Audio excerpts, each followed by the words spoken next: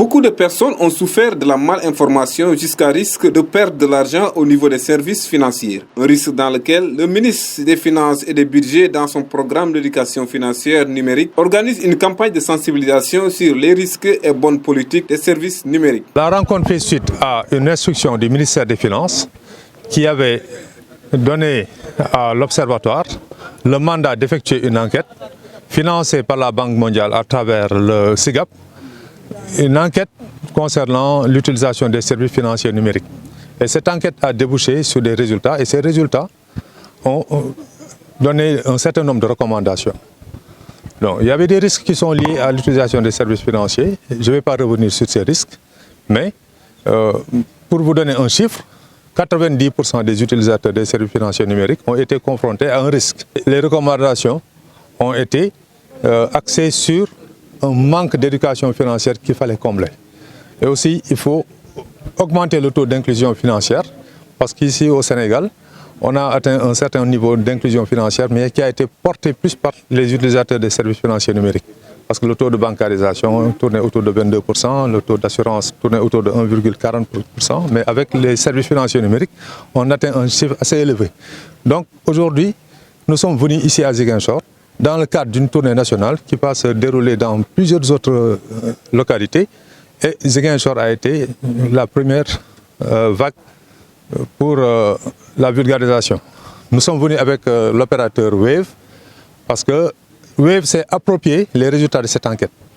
Et cette enquête avait vu que les opérateurs devaient être les premiers à sensibiliser les populations, à les rassurer, pour que les populations puissent rester et bien puissent même s'approprier les mécanismes d'une bonne utilisation optimale des services financiers numériques. Il y a un risque, le risque majeur, il y a un risque technologique, c'est-à-dire un risque de réseau. Vous faites une opération, cette opération, vous ne savez pas si cette opération a abouti ou non, parce que la transaction a échoué, parce que le risque, c'était au niveau du réseau. Il y avait aussi une mauvaise information venant des prestataires.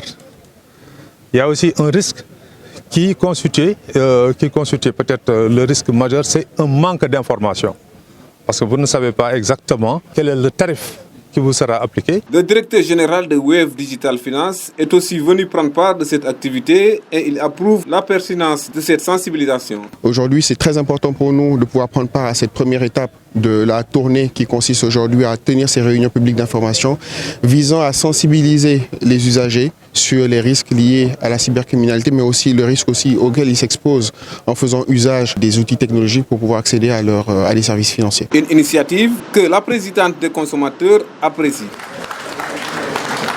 Tout d'abord, je commence par remercier l'OQCF et l'opérateur Wave de nous avoir permis d'organiser cette rencontre de sensibilisation aux usagers. Parce que nous avons comme mission d'éduquer, d'informer et de représenter la population. Aujourd'hui, nous nous réjouissons de cette sensibilisation parce que 9 usagers sur 10 ont été victimes d'arnaques concernant les services financiers. Et surtout, les zones les plus touchées, ce sont les zones vulnérables, là où se concentre le monde rural. Cette sensibilisation permettra à beaucoup de personnes de se sentir en sécurité, surtout dans les zones vulnérables, plus précisément les localités où les habitants ne maîtrisent pas correctement la nouvelle technologie.